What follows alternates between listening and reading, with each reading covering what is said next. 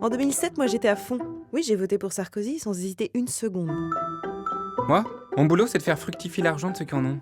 Bien sûr que j'ai voté Sarkozy. Ce que je voulais, c'était m'acheter un petit studio.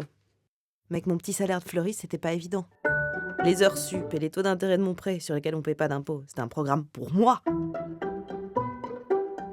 Cette loi sur l'exonération fiscale des grosses boîtes qui vendent des participations, qu'est-ce qu'elles ont économisé comme fric? Et moi, qu'est-ce que je me suis gavé?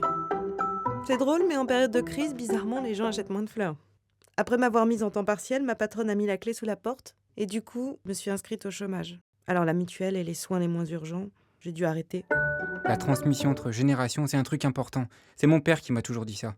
Il a vendu un de ses petits 2 pièces et m'a fait un chèque de 160 KE. Pôle emploi m'a proposé des offres, oui.